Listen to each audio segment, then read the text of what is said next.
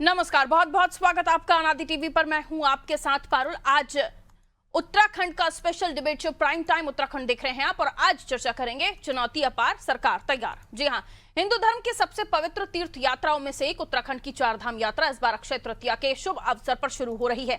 चारधाम यात्रा से पहले सीएम पुष्कर सिंह धामी ने ग्राउंड जीरो पर जाकर खुद व्यवस्थाओं का जायजा लिया है और सुरक्षित सुखद यात्रा का आश्वासन दिया है। वहीं कांग्रेस के वरिष्ठ नेता और पूर्व मुख्यमंत्री हरीश रावत ने चारधाम यात्रा से पहले सड़क का हाल बेहद चिंताजनक बताया है और जगह जगह गड्ढे, धंसान, अधूरे निर्माण कार्यों के कारण यात्रा मार्ग पर जोखिम की आशंका जताते हुए सरकार पर सवाल खड़े कर दिए हैं। चारधाम यात्रा की तैयारियों का क्या स्वरूप है और यात्रियों की सुरक्षा, सुविधा और सहयोग की दृष्टि से क्या व्यवस्थाएं की गई हैं, ये जानने की कोशिश करेंगे। पहले इस पर देखिए रिपोर्ट।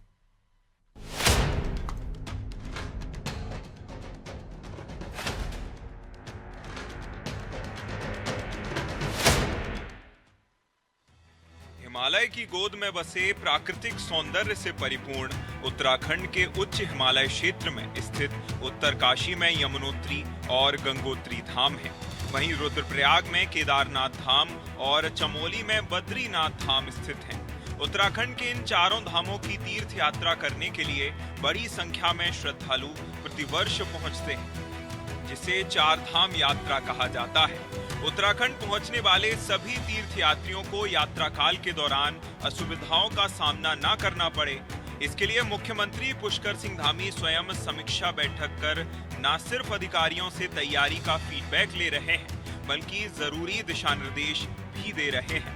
मुख्यमंत्री पुष्कर सिंह धामी ने कहा कि चार धाम यात्रा से संबंधित व्यवस्थाओं को बेहतर और दुरुस्त करना राज्य सरकार की सर्वोच्च प्राथमिकताओं में है। चार धाम की यात्रा देवभूमि उत्तराखंड की लाइफलाइन है। ऐसे में राज्य सरकार 19 अप्रैल से शुरू होने जा रहे चार धाम की यात्रा के लिए पूरी तरह से तैयार है।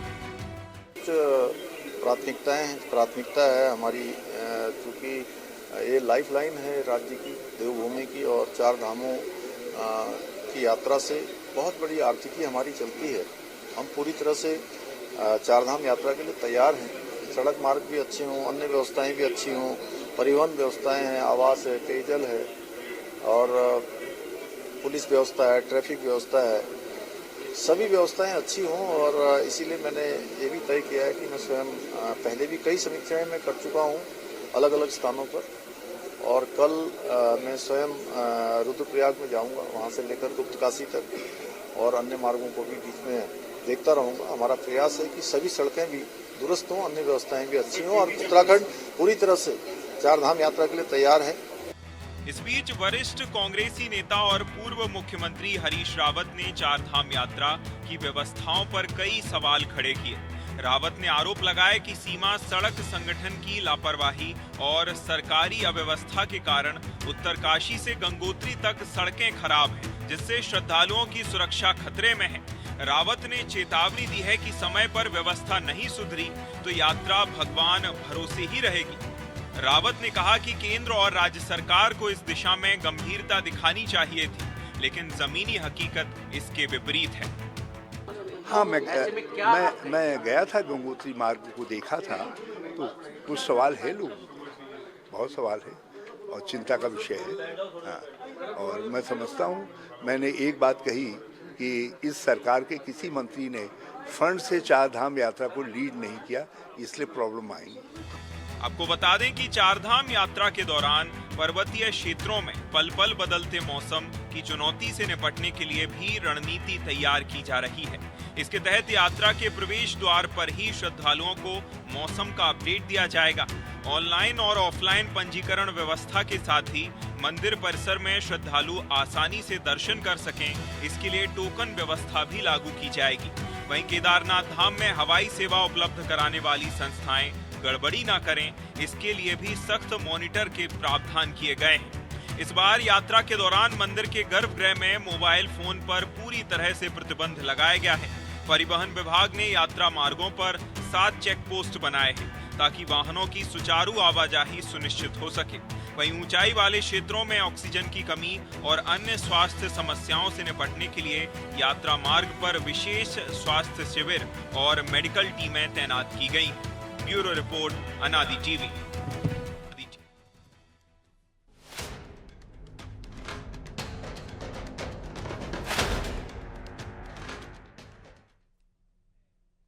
तो चुनौतियां हैं, पर सरकार का कहना है कि सरकार तैयार है। वहीं विपक्ष का ये कहना है कि तैयारियों में जोखिम है, क्योंकि व्यवस्थाएं जैसी बताई जा रही है वैसी है नहीं।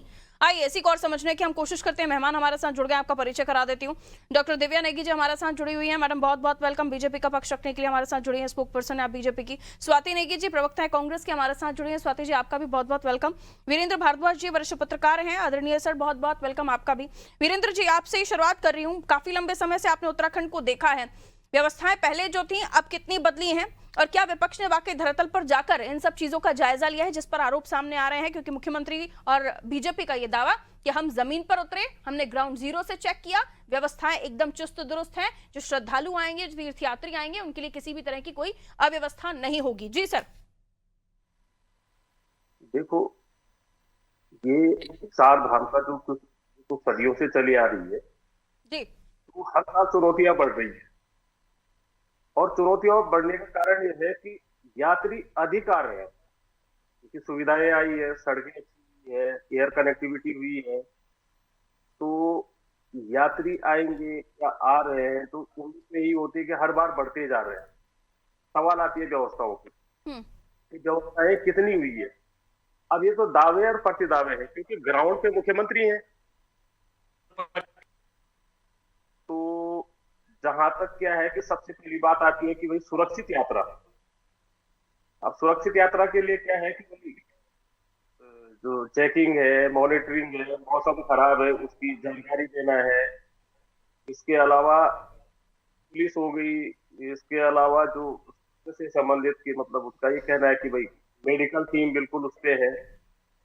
तो विपक्ष मैदान पे या गया या न गया ये वो होगा, लेकिन थोड़ा ये मानना पड़ेगा कि मुख्यमंत्री खुद लीड कर रहे हैं, मॉनिटर कर रहे हैं, तो थोड़ा ये तो देखना ही पड़ेगा कि अगर मुख्यमंत्री खुद लीड कर रहे हैं और मुख्यमंत्री के ये दावे हैं, तो यात्रा जब चलेगी, यात्रा जब अपने समाप्त पे आएगी, तब देखा जाएगा कि अभी ये कितना जो दावे थे वो कितने अच्छे थे। अभी हम ये नहीं कह सकते ना इतना तो अच्छा नहीं हुआ है या अभी वो नहीं है। जो अभी दिख रहा है तो यही रहा कि वो सड़कें बन रही है, या वहाँ मेडिकल टीम जो है, या अन्य जो चीजें हैं वो व्यवस्थित रूप से कितनी हो रही है, ये 10 दिन या 15 दिन उसमें पता लगेगा। आपका कहना सही है सर, लेकिन उसके बावजूद भी अगर दावे हैं और दावों में हकीकत है, तो फिर मुझे नहीं लगता कि यात्रियों को कोई संकोच करना चाहिए। लेकिन अगर इस तरह की स्थिति नहीं है, यानी जो भरोसा दिया जा रहा है उसके उलट है, तो फिर दिक्कत हो जाएगी, क्योंकि बहुत ज्यादा बड़ी तादाद में इस बार जो तीर्थयात्री हम पहुंच रहे हैं। दिव्या जी, तो क्या कहना चाहेंगे आप इन आरोपों पर? जैसे कि कह भी रहे हैं रावत साहब, उनका साफ तौर पर कहना है सीमा सड़क संगठन की लापरवाही, सरकारी अव्यवस्थाओं के कारण उत्तरकाशी से गंगोत्री तक की सड़कें खराब है। बताइए मैडम। देखिए पारुल जी, हम सभी को पता है कि पिछले कुछ दिनों में किस तरह से हमारे यहाँ उत्तराखंड में मौसम की बार बार बदलाव देखने को मिला है यहाँ पर, और पूरी की पूरी केदारनाथ मार्ग को भी क्लियर करा जा चुका था, सारी रोड्स बिल्कुल चाक चौबंद थी। लेकिन क्योंकि मौसम बार बार बिगड़ रहा है तो उसकी वजह से कुछ परेशानियां कई जगह पर आ रही हैं। पर सबसे बेसिक बात मुझे लगता है कि समझने की ये है कि हमें ये समझना चाहिए कि अगर इतनी परेशानियां हो रही होती, इतनी अव्यवस्था होती, इतने परेशान होते लोग, तो हर साल इसकी संख्या इस तरह बढ़ नहीं रही होती, इस तरह यात्रियों में उसका क्रेज बढ़ नहीं रहा होता, जिस तरह हर साल हम कि हमारे पर्यटन को इतना बूस्ट मिल रहा है हर साल इसमें। तो वो इसी का नतीजा है, क्योंकि इतनी अच्छी यात्रा चलती है, उससे लोग इतने खुश हैं, इतने संतुष्ट हैं और इतना अच्छा अनुभव लेके जाते हैं कि वो हर बार सोचते हैं कि अब और नए लोगों को जब कोई यात्री वहां से निकलता है तो वापस आके वो जरूर अपने आसपास के लोगों को बताता है। ये सब वर्ड ऑफ माउथ पब्लिसिटी होती है कि अगली बार फिर और ज्यादा यात्री आ रहे हैं। तो हमें ये कहना केवल कहने के लिए आरोप लगाने की इस बार नहीं होगी। हर बार ज्यादा व्यवस्था करी जा रही है और ज्यादा तैयारी करी जा रही है। पिछली बार जो परेशानियां देखने को मिली उनको और पहले से सुविधा बनाने की तैयारी की जा रही है। रजिस्ट्रेशन के प्रोसेस से लेकर आखिर तक जबकि हमारा यात्री यहाँ से निकलता है वापस यात्रा करके, उसका आप देखिए कि हर स्टेप की तैयारी किस तरह सरकार कर रही है और हमारे प्रधानमंत्री, हमारे मुख्यमंत्री जी किस तरह से इसको लीड कर रहे हैं। लगातार वो ग्राउंड जीरो से रिपोर्ट ले रहे हैं, वो अपने सचिव, अपर सचिव सबकी बैठक ले चुके हैं, सबकी तैयारियों की चिंता कर चुके हैं। और अब आप ये देखिए कि रजिस्ट्रेशन के प्रोसेस में भी कितना अवेयरनेस किया जा रहा है कि आप ऑनलाइन रजिस्ट्रेशन सही तरह से कराएं, यहाँ पे कोई फ्रॉड ना हो पाए। जिस तरह से हमने देखा कि कई लोग इसके फेक वेबसाइट्स बनाते हैं, तो उसके लिए भी साइबर सेल ने कैंपेन चलाया है। उसके बाद जो रास्ते हैं उनकी तैयारी पूरी NHAI, PWD और BRO मिलकर कर रहे हैं। पूरे रास्ते तैयार किए जा रहे हैं, 100 से प्लस हॉल्टिंग स्टेशंस बनाए गए हैं। पूरा जो पैदल रूट है उसमें इस बार 600 से ज्यादा सोलर लाइट्स लगाई जा रही हैं ताकि कोई भी पैदल चलने वालों को दिक्कत ना हो। ऑल्टरनेट रूट्स इस बार डेवलप करे गए हैं ताकि जो चलने वाले लोग हैं उनको कहीं पर भी अगर ट्रैफिक बढ़ता है तो दिक्कत ना हो। टोकन सिस्टम लागू करा गया है जिससे कि कभी भी एकदम से भीड़ आए तो दिक्कत ना हो। इस भीड़ को हम, जिसको हम भीड़ कहते रहते हैं, उसे हमें भीड़ की तरह नहीं, उसको हमें एक अतिथि का स्वागत करने की तैयारी के रूप में देखना चाहिए कि हमें बहुत खुश होना चाहिए कि हमारे प्रदेश में इतने लोग आना चाहते हैं और कितना बड़ा बूस्ट ही हमारी इकोनॉमी को देता है। क्योंकि देखिए उत्तराखंड में टूरिज्म ही इकोनॉमी की सबसे बड़ी हमारी रिक्वायरमेंट को पूरा करता है। तो ये बहुत अच्छी बात है कि यात्रा इतनी सुचारू रूप से चलती आ रही है लगातार, इसीलिए लगातार इसमें बढ़ोतरी देखने को मिल रही है। हाँ, बीच बीच में चुनौतियां आती हैं, किसी भी आयोजन में चुनौतियां आती हैं। छोटा सा हम एक आयोजन अपने घर पे भी करते हैं, उसमें भी चुनौतियां आती हैं। तो आप देखिए जब लाखों की संख्या में यात्री आएंगे, इतना बड़ा सिस्टम उसमें लगा हुआ है, तो चुनौतियां आती रहती हैं। उस चुनौतियों से लड़ने के लिए लगातार हमने टीम्स उतारी हुई है। SDRF है, पूरा ड्रोन सिस्टम इस बार AI से मॉनिटरिंग हो रही है। बहुत अच्छी तैयारी है इस बार और हमारे माननीय मुख्यमंत्री जी पूरी उसकी निगरानी कर रहे हैं लगातार। तो मुझे पूरी आशा है कि बहुत अच्छी यात्रा रहेगी इस बार भी। और इजी इसलिए भी हो जाता है क्योंकि अब एक्सप्रेस वे शुरू हो चुका है, जो दिल्ली से डायरेक्ट आने वाले लोग हैं उनको भी आसानी हो जाएगी। लेकिन विपक्ष को शायद इसमें डाउट है स्वाति जी, और ऐसा लग रहा है कि आप लोग आरोप तो लगा रहे हैं लेकिन जमीनी स्तर पर शायद जाकर आप लोगों ने व्यवस्थाओं को देखा नहीं। एक सड़क का जिक्र कर रहे हैं हरीश रावत जी, लेकिन क्या उसके अलावा भी चीजों को आप लोगों ने मॉनिटर किया है या सिर्फ आरोप लगाए हैं? देखिए, बात पक्ष में और विपक्ष में होने की नहीं है और आरोप लगाने की भी नहीं है। जो 4 धाम यात्रा है वो हमारे लिए, हमारे प्रदेश के लिए एक आस्था का विषय है और जितने भी देश भर से श्रद्धालु आएंगे उनकी जिम्मेदारी और नैतिकता के आधार पर अगर मुख्यमंत्री जी प्रदेश के इसे मॉनिटर कर रहे हैं, तो क्या अगर कोई भी किसी के साथ किसी भी प्रकार का कोई हादसा होता है या कोई भी दुर्व्यवहार होता है, तो क्या मुख्यमंत्री जी आगे आकर उसकी जिम्मेदारी लेना चाहेंगे? अगर वो जिम्मेदारी लेने के लिए तैयार हैं, तो हम मानते हैं कि और कौन जिम्मेदार होगा? सरकार ही जिम्मेदार होती है ना हर बार। सरकार को ही जिम्मेदारी लेनी पड़ेगी। जो देश भर से श्रद्धालु आ रहे हैं उन्हें आप इनविटेशन दे रहे हैं कि हमारे प्रदेश में आइए और सुचारू रूप से हम 4 धाम यात्रा का हमें जो व्यवस्था है वो चौक चौबंद है। तो कल के दिन अगर मौसम के खराब होने से कोई आपदा, जैसे 2013 में दैविक आपदा आई थी, तो अगर ऐसी कोई भी चीज होती है तो बोल के नहीं आती। लेकिन इतने जो श्रद्धालु देश भर से आ रहे हैं उसकी जिम्मेदारी हमारी प्रदेश सरकार को आगे से लेनी पड़ेगी। अगर कुछ भी होता है तो उसके लिए क्या हमारी प्रदेश की सरकार तैयार है? इसका जवाब दे पाएंगे क्या मुख्यमंत्री जी? जो दावे कर रहे हैं अभी यात्रा की 10-12 दिन में ही पता चल जाएगा ग्राउंड जीरो की सच्चाई क्या है। आरोप की बात नहीं, जो उत्तरकाशी वाला एरिया है नहीं, तो आप इस व्यवस्था को राज्य तो आपका भी है ना मैडम? समय पे ही नहीं, आगे पीछे भी वहाँ की जो जमीन रोड है वो भूस्खलन से प्रभावित होती है। तो ऐसे में यात्रा में जब इतने श्रद्धालु आएंगे आपकी चिंता जायज है, पहाड़ की वजह बढ़ेगी, तो उसकी जिम्मेदारी कौन लेगा? उसकी क्या कोई ऐसी मजबूत तैयारी? बिल्कुल आपकी चिंता जायज है, लेकिन हम इतना भी नेगेटिव ना सोचें। जो बेचारे आ रहे हैं वो आपकी बातें सुनकर टिकट कैंसिल करवा देंगे अपना। नहीं, थोड़ा हम पॉजिटिव भी सोचें। आपका भी स्टेट है, राजस्व बढ़ेगा तो आपके राज्य के लोगों को भी फायदा होगा। वो इतने लोगों की जिम्मेदारी ले, क्योंकि हम नहीं चेता रहे हैं आप लोग, ऐसा लग रहा है डरा रहे हैं। और हमारी जो प्रदेश की अस्मिता है वो दाव पे लगी होती है। जब कोई देश भर से हमारे प्रदेश में आता है तो हमारी जिम्मेदारी होती है कि एक पॉजिटिव। मेरे सवाल का जवाब नहीं दिया लेकिन स्वाति जी, मैंने कहा कि क्या ग्राउंड जीरो पर जाके एक ही सड़क का जायजा लिया गया है या वाकई आप लोगों ने वहां की चीजों को देखा है, जाके कुछ रिपोर्ट्स तैयार किए हैं? ताकि आप घेरिए तो बिल्कुल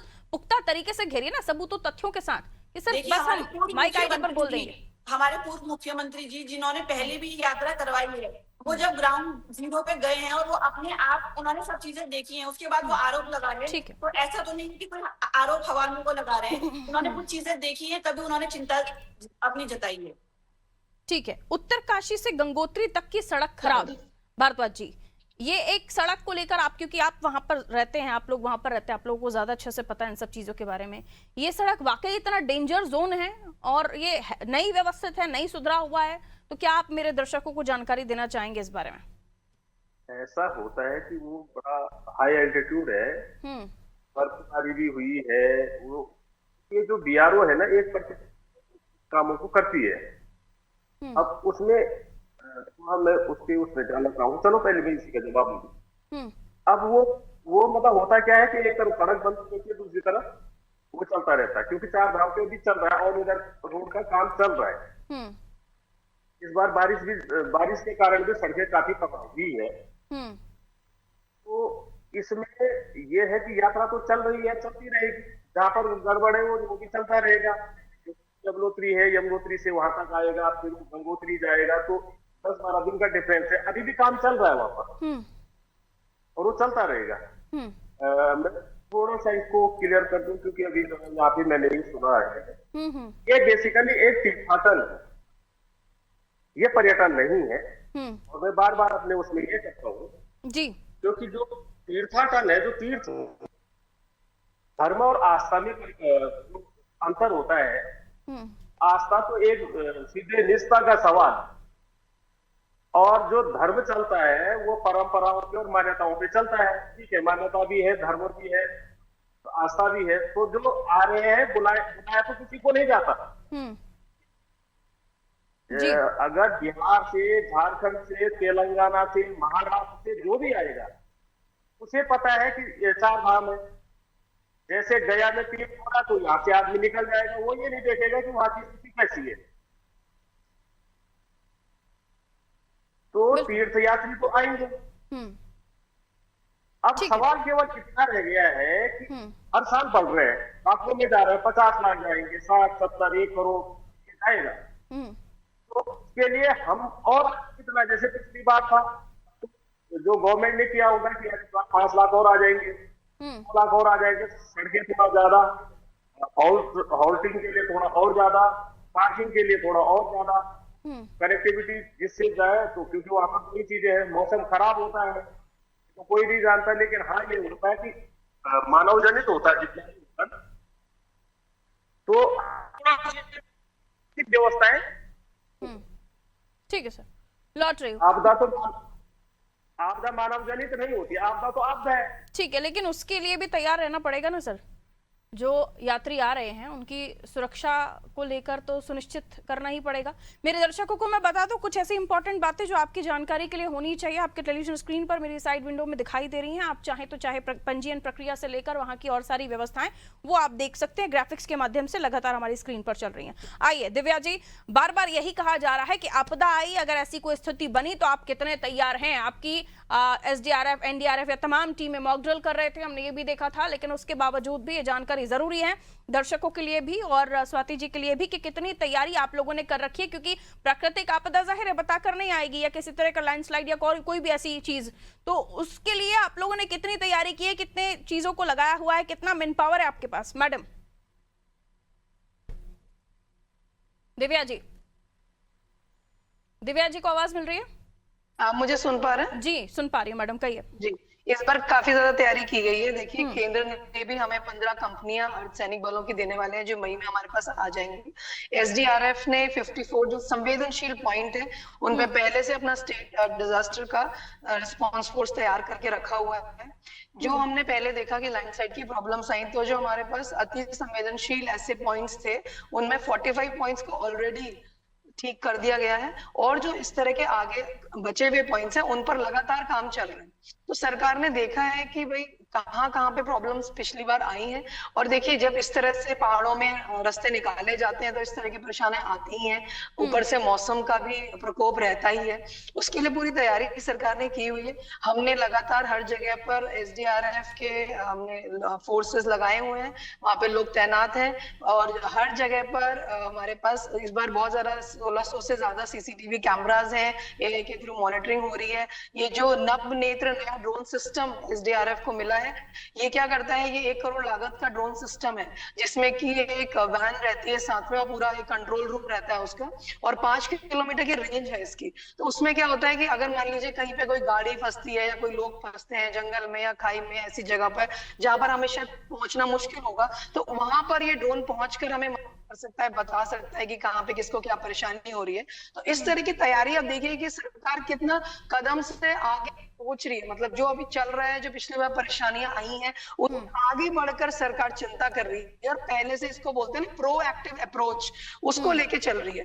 तो ये आप तैयारी से समझिए कि कितना चिंता कर रहे हैं मुख्यमंत्री जी, इसकी ग्राउंड पे जाकर खुद चेक कर रहे हैं।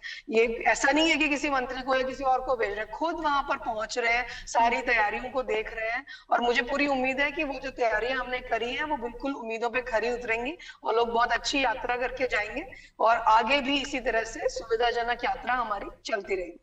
फॉर एग्जाम्पल केदारनाथ या ऐसे हाई एल्टीट्यूड स्पेस जहां पर लोगों की संख्या ज्यादा हो जाए, क्योंकि आप लोगों का अनुमान है ज्यादा से ज्यादा लोग आए और जो आकलन किया जा रहा है 56 लाख से ज्यादा श्रद्धालुओं के पहुंचने की संख्या बताई जा रही है। ऐसी जगहों पर अगर केदारनाथ यहाँ पर 30 से 40 हजार इकट्ठे लोग पहुंच जाते हैं, तो वहां पर उनकी सुविधा से लेकर तमाम व्यवस्थाओं की जानकारी दीजिए मैडम। देखिए वहां पर सुविधाओं की जानकारी तो पहले से ही, जैसे आपने बोला कि रोड्स पूरी क्लियर करी जा रही है, बर्फ को कंट्रोल करने के लिए चीजें करी जा रही है, क्योंकि ऐसी जगहों पर घटनाएं पहले ज्यादा हुई हैं, पुराने एक्सपीरियंस अच्छे नहीं रहे हैं, इसलिए मैंने ये सवाल किया। जी, एक तो वो हाई एल्टीट्यूड जगह है, तो एक प्रिकॉशनरी चीज देखिए, ये समझने की बहुत बेसिक रिक्वायरमेंट है कि जब रजिस्ट्रेशन होता है उसी समय पूछा जाता है कि भाई आप डिक्लेरेशन करिए अपने हेल्थ का। तो श्रद्धालुओं की श्रद्धा है वो अच्छी बात है, लेकिन ये भी हमें समझना चाहिए कि आप अगर ऐसी कोई परेशानी से पीड़ित है, कोई जूझ रहे हैं, सीनियर सिटीजन को खासकर इस बार खास कैंपेन चलाया सरकार ने कि आप अपनी हेल्थ चेकअप करवा कर आइए ताकि आपको परेशानी ना हो। देखिए हमें सबसे चिंता यही होती है कि कोई श्रद्धालु इतनी दूर श्रद्धा से हमारे पास आता है, हमारे घर में आ रहा है, तो उसके स्वास्थ्य पे कोई असर ना पड़े, उसको कोई दिक्कत ना हो वहां पे। हालांकि हमने health units, mobile health units और सब तैयारी करी हुई है, हेलीकॉप्टर यूनिट्स होती हैं तैयार तुरंत सुविधा पहुंचाने के लिए। जो बेसिक मेडिकल फैसिलिटी है वो हर जगह अवेलेबल होगी। पर मेरा मानना है कि श्रद्धालुओं को भी थोड़ी चिंता इसकी आने से पहले करना चाहिए, और उसके बाद जब हम आते हैं और यहाँ पर अगर मान लीजिए भगवान ना करे कोई दिक्कत आ ही जाती है, तो उसके लिए हेलीकॉप्टर यूनिट्स तैयार है, तुरंत उनको क्रिटिकल केयर दिलाने का पूरा सहारा लिया गया है, टेक्नोलॉजी का पूरा ध्यान रखा गया है। स्वाति जी, पहले हो सकता था उतना ध्यान नहीं दिया गया हो, लेकिन अब परफेक्ट तरीके से टेक्नोलॉजी का, ड्रोन्स के माध्यम से तमाम चीजों को, एआई से डिटेक्शन, सब चीजों का ध्यान रखते हुए इस यात्रा को किया जा रहा है। जहां पर भी कुछ भी गड़बड़ होगी, पहुंचने में टाइम नहीं लगेगा। तो मुझे लगता है थोड़ा सा धैर्य करके हमें लोगों को और ज्यादा पॉजिटिव सोच के साथ अप्रोच करना चाहिए, नहीं? देखिए हम भी चाहते हैं कि सकारात्मक रूप से इस यात्रा को किया जाए, और मुख्यमंत्री जी जिस प्रकार के दावे कर रहे हैं, धरातल पर भी ये दावे सच निकले और पूरे देश भर में जो हमारी प्रदेश की अस्मिता है वो बरकरार रहे, और आने वाले समय में ज्यादा से ज्यादा श्रद्धालु यहाँ आए, क्योंकि तो यहाँ की इकोनॉमी डिपेंड करती है टूरिज्म पे। लेकिन ये बात आपके अप्रिशिएट करने जैसी है। सिर्फ इकोनॉमिक रूप में ना देखा जाए, जो इतने लोग यहाँ पर आएंगे उनकी जान की जिम्मेदारी भी हमारी प्रदेश सरकार को लेनी होगी। जैसा कि दिव्या जी ने अभी बताया कि बहुत सारे पॉइंट्स हैं जिसमें काम हो चुका है, इसमें होना बाकी है। तो सिर्फ कल का दिन है, परसों से यात्रा की शुरुआत है, तो अभी तक बहुत सारी चीजें उन्होंने अपने मुंह से कबूला है कि पेंडिंग है। तो परसों से यात्रा शुरू और अभी तक चीजें पूरी कंप्लीट नहीं हुई है, अप टू डेट नहीं है। तो ऐसे में आप दावे कर रही हैं कि सब चीजें सही है, तो ये क्या दोहरा जवाब नहीं है? आपके चैनल के माध्यम से आपको खुद ही जवाब मिल गया है, जो आप मुझसे पूछ रही थी वो जवाब आपको उनके उसमें मिल गया है। अभी कुछ चीजें पेंडिंग चल रही है। आंसर दिस, बहुत छोटा सा आंसर कीजिएगा इस पर। कनेक्टिविटी की सहारा लिया जा रहा है, सुन रही है। जब दैविक आपदा आती है तो नेटवर्क और ऐसी कोई भी चीज, ये बहुत इंपॉर्टेंट बात आपने रखी है, इसलिए मैं पूछ लेती हूँ दिव्या जी, और कौन सी जगहें हैं क्योंकि यात्रा शुरू होने जा रही है? क्योंकि हमारे पुराने एक्सपीरियंस हमने देखे हैं। जी जी बिल्कुल, कहिए दिव्या जी, बहुत शॉर्ट आंसर दीजिएगा मैडम। जी देखिए स्वाति जी, मुझे लगता है ध्यान से सुन नहीं रही है इस बात को। मैंने शुरू में ही बोला है कि सारी तैयारियां बिल्कुल चौक चाबंद है। हाँ, जहां पर ऐसी रूट है जहां पर अभी बर्फबारी हुई है, बारिश हुई है, देखिए लाजमी सी बात है कि जहां पर इस तरह की दिक्कत आएगी तो बारिश के कारण बदलते मौसम जो अचानक से बदला, जो कि एक्सपेक्टेड नहीं था, जिस तरह से बदला, तो उसकी वजह से कुछ परेशानियां आई है। दोबारा से बर्फबारी हुई, क्लियर होने पे काम चल रहा है और ये काम लगातार ही चलता रहेगा। देखिए इतनी भीड़ आ रही है तो तो इसका मतलब जो इतने श्रद्धालु आ रहे हैं तो उसका इसको मतलब लेकर थोड़ी पूरी है कि प्लानिंग की गई है, जिस रूट से जैसे पहले जो श्रद्धालु गुजरते जाएंगे, कहाँ ज्यादा इस वक्त नहीं होगा क्राउड, वहां पर काम किया जाएगा। ये पूरी प्लानिंग है। थोड़ा प्लानिंग के साथ मुझे लगता है गवर्नमेंट चल रही है, इस बात को थोड़ा सा हमें ध्यान में रखना चाहिए, क्योंकि ना हवा में बातें आप लोग कर रहे हैं, ना हवा में काम हो रहा है, काम जमीन पर हो रहा है। और शायद मुझे लगता है कि इतना बड़ा ब्लेम तो उत्तराखंड की धामी सरकार लेगी नहीं कि उनकी सरकार में कोई गलती हो जाए, तो वो भी पुख्ता इंतजाम कर चलेंगे। थोड़ा सा मुझे लगता है धैर्य रखने की आवश्यकता है। और जो भी हमारे दर्शक देख रहे हैं, आप चारधाम यात्रा पर जाना चाहते हैं तो रजिस्ट्रेशन ओपन है, आप जा सकते हैं। और सरकार पूरी तरीके से आपकी सुरक्षा को लेकर तमाम व्यवस्थाएं कर रही है। तमाम डॉक्टर्स की टीमें, इस बार 228 से ज्यादा विशेषज्ञ डॉक्टर्स तैनात है, जगह जगह कैंप लगाए गए हैं। तो इस बात को लेकर हमें थोड़ा सा संतोषजनक आंसर मिल रहा है सरकार की तरफ से कि व्यवस्थाएं अच्छी हैं। लेकिन हाँ, जैसे कि जिक्र किया स्वाति जी आपने भी कि जगह जगह पर काम हो रहे हैं वहां पर, क्योंकि उत्तराखंड की स्थिति जो राज्य थोड़ा सा स्पेशल है भौगोलिक स्थिति के मुताबिक भी, तो वहां पर काम हो रहा है। इसको लेकर लगता है थोड़ा सा दर्शक आप भी ध्यान दें, जब भी आप यात्रा पर जाएं तो चीजों को लेकर थोड़ा सा हम पहले से पता कर लें, फिर हम जाएं। आपका भी जीवन अनमोल है, कीमती है। बहुत बहुत शुक्रिया आप तीनों का हमारे साथ जुड़ने के लिए। तो चारधाम यात्रा की शुरुआत होने जा रही है अक्षय तृतीया के साथ, और चुनौतियां तो हैं क्योंकि इतनी बड़ी तादाद में श्रद्धालुओं का पहुंचना, और जैसे कि मैंने कहा कि स्टेट में तमाम तरह की परिस्थितियां हैं। और अगर आप प्रकृति की बात करें तो बारिश बर्फबारी, इसको ये भी चुनौती सरकार के सामने है। उस बीच हेल्थ का ध्यान रखना, क्योंकि हाई एल्टीट्यूड पर अलग अलग जगह पहुंचना है, धाम है वहां पर, तो सेहत का भी ध्यान आपको रखना है। इसलिए सरकार ने पहले ही सुनिश्चित किया है कि आप अपने हेल्थ से रिलेटेड सर्टिफिकेट जरूर साथ में रखें, अपने मेडिसिन से लेकर तमाम चीजें। और चारधाम यात्रा को लेकर जो आंकड़ा सामने आ रहा है, 56 लाख से ज्यादा इस बार लोग जो है श्रद्धालु हैं वो पहुंचने वाले हैं। तो तैयार है सरकार, चुनौती लेकिन फिर भी है अपार। रखिए अपना ख्याल, दीजिए मुझे इजाजत, नमस्ते।